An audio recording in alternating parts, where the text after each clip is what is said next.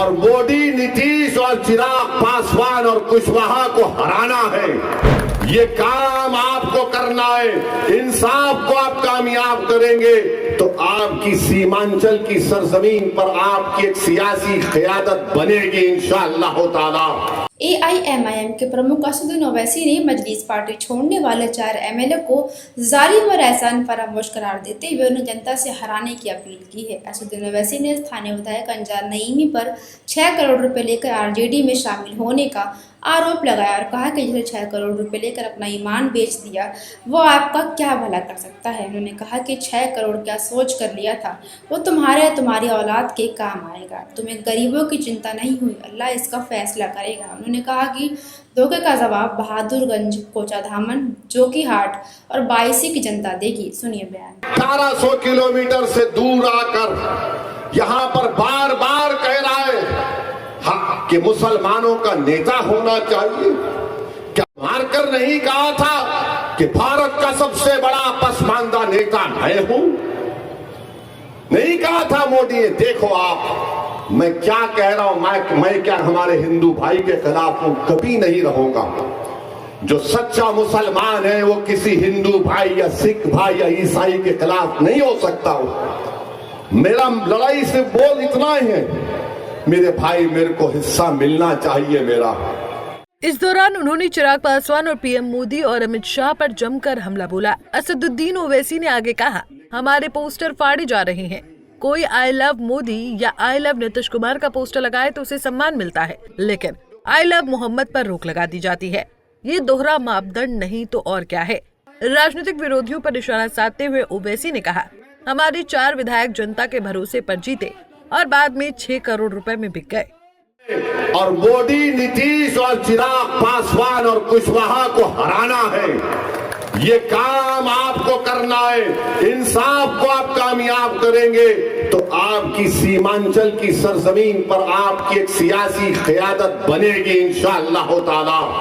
Leader आप बनेंगे, नेता आप बनेंगे और हम किसी यादव पार्टी के नेता के लीडर के सामने झुककर सर झुकाकर बात नहीं करेंगे। सुन लो तेजस्वी यादव, सुन लो चिराग पासवान, सुन लो नीतीश कुमार।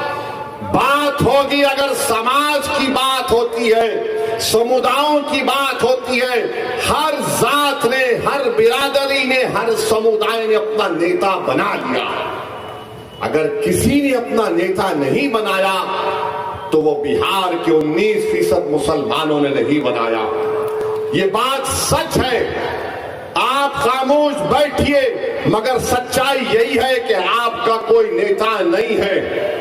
और अगर जब मजलिस ओवैसी कहता है कि बिहार के 19% मुसलमानों का एक नेता होना चाहिए तो सबके पेट में दर्द शुरू हो जाता है, सब नाराज हो जाते हैं। अरे ये कौन है जो हैदराबाद 1800 किलोमीटर से दूर आकर यहाँ पर बार बार कह रहा है कि मुसलमानों का नेता होना चाहिए?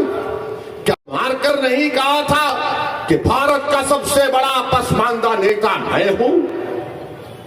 नहीं कहा था मोदी ने? देखो आप, मैं क्या कह रहा हूं, मैं क्या हमारे हिंदू भाई के खिलाफ हूं? कभी नहीं रहूंगा।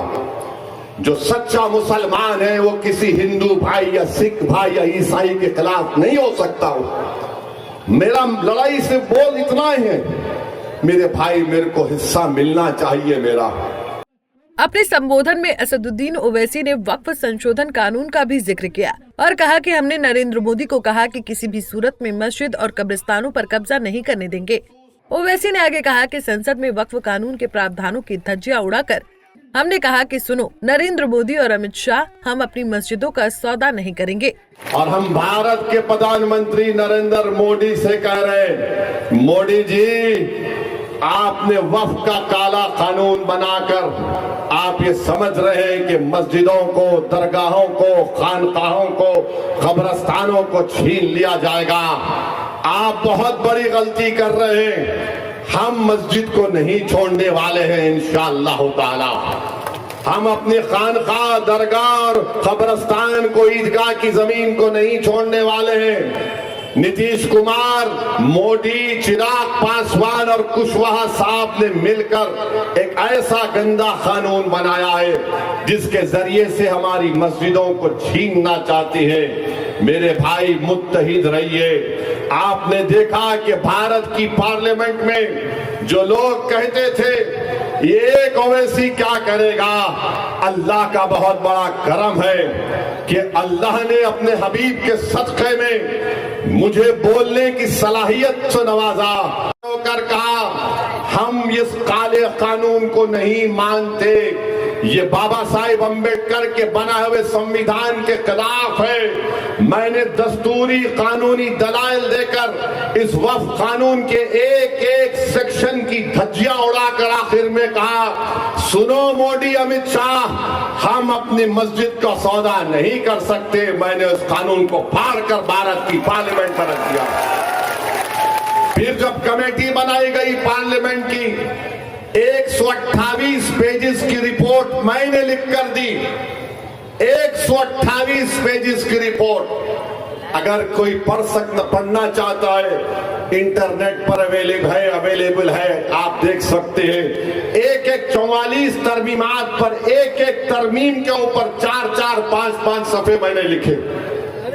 वकीलों के साथ बैठ के सुप्रीम कोर्ट के जजमेंट का हवाला देकर। मेरे भाई, आपको हमारे साथ इस लड़ाई में साथ देना है।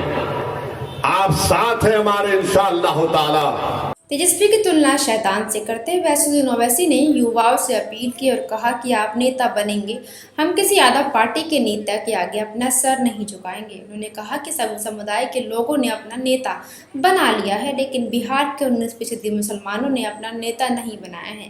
उन्होंने कहा कि जब मजलिस कहती है कि बिहार के 19% मुसलमानों का एक नेता होना चाहिए, तो सभी के पेट में दर्द शुरू हो जाता है। किशनगंज से दिनेश कुमार की रिपोर्ट। हमसे जुड़े रहने के लिए हमारे YouTube चैनल को सब्सक्राइब करें और नई वीडियो की नोटिफिकेशन के लिए बेल आइकॉन को दबाएं। अगर आप ये वीडियो Facebook पर देख रहे हैं तो लाइक जरूर करें और ज्यादा से ज्यादा शेयर करें। धन्यवाद।